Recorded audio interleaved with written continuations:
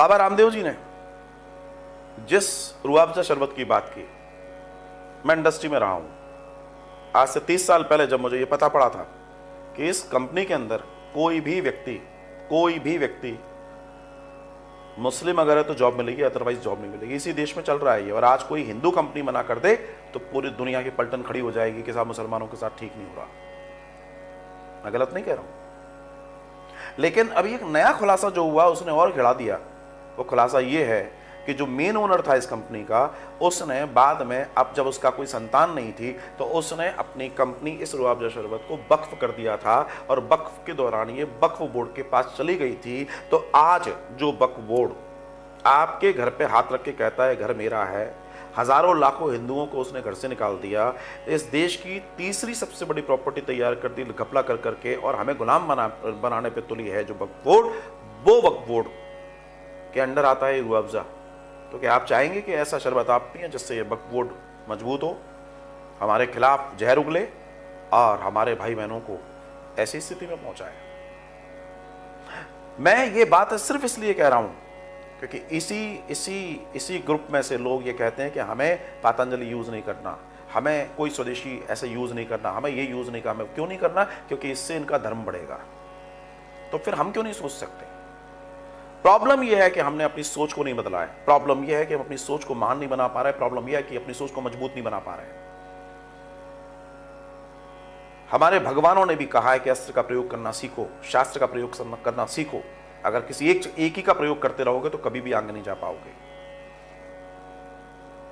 कारगिल के युद्ध का मसला था। कारगिल के युद्ध में एक बहुत बड़ी घटना घटी थी जब यहां के सैनिकों ने बोला कि हमें एलओसी पार करने के लिए बोलिए, हम पार जाना चाहते हैं। तो यहाँ की गवर्नमेंट बोलती है तुम्हें मालूम है उनके पास परमाणु बम है।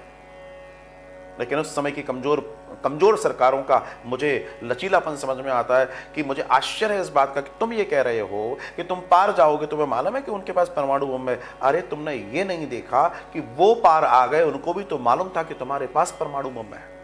उनको डर नहीं लगा, तुम्हें डर था। तो समाज कभी पनपता नहीं है जो डर के चलता है। आपको हमको अपने आसपास इस बात को देखना है। हमारे बच्चे स्कूल जा रहे हैं, इनके छोटे छोटे बच्चे जिहाद पे लगे हुए हैं, कन्वर्जन पे लगे हुए हैं, आपकी रैकी कर रहे हैं। आपको बचना होगा, हमको बचना होगा।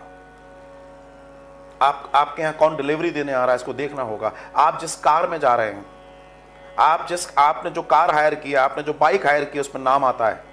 You have to search it. अभी एक मेजर के साथ घटना घटती है यूपी में। उसने एक कार हायर की, किसी कंपनी से बुलवाई, जिसका जो ड्राइवर था वो मुसलमान था, और वक्फ बोर्ड पे किसी का फोन आया। चूंकि मेजर है, वो बातें कर रहा है अपने टेलीफोन पे, वो सुन रहा है मुसलमान जो ड्राइवर है, और वो बता रहा है कि नहीं ये सही हुआ और ये ठीक नहीं है, ऐसा नहीं, वो अपनी बात कह रहा है। उस व्यक्ति ने उस फोन करके अपने और दोस्तों को बुला लिया, मुस्लिमों को, और कार को साइड में रोक कर, एकांत में रोक कर उस मेजर के साथ पिटाइयां की हैं, सिर्फ इसलिए कि तुमने वक्त के बारे में ऐसी बातें क्यों की। आप कल्पना कर सकते हैं ये कितने कट्टर हो सकते हैं, इसकी अंदाजा आप नहीं लगा सकते। एक आईपीएस सिर्फ इसलिए इस्तीफा दे रहा है क्योंकि वो वक्फ बोर्ड के समर्थन में आना चाहता है। उसका कहना यह है कि जो सरकार विरोध कर रही है मैं उसमें नौकरी नहीं करूंगा। सोचो, आप आईएएस की नौकरी छोड़ सकते हैं, आप आईपीएस की नौकरी छोड़ सकते हैं। यही हिंदू के साथ प्रॉब्लम है कि वो ये सोच रहा है कि मैं अपनी कमाइयां कर लूं, अपना मकान बना लूं, अपनी फैक्ट्रियां बना लूं।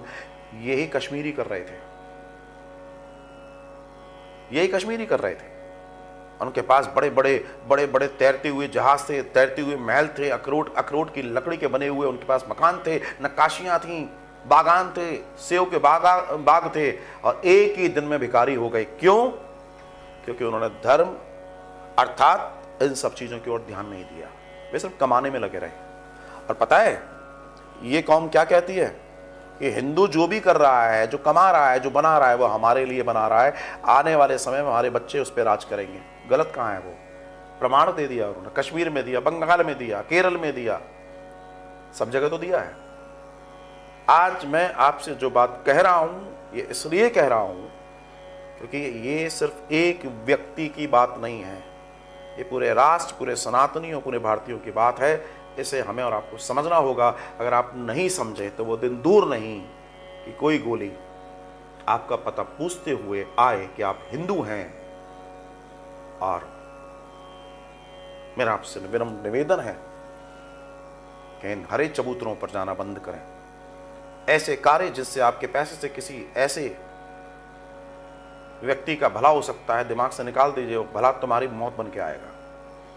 ऐसा पर्यटन हमें नहीं चाहिए जिस पर्यटन से वो बड़े वहां AK-47 आए और बाद में वो हमारी मौत बने। नहीं जाना हमें कहीं।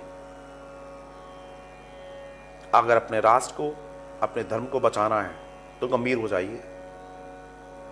इन 28 लोगों में हो सकता है आप सोचें हमारा कोई नहीं था। ये तुम्हारी सबसे बड़ी भूल थी। वो हमारा एक सनातनी था, हमारा भाई था।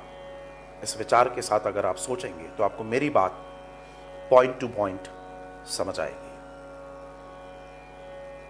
जय भारत माता की। मेरा आपसे निवेदन ही है, बाकी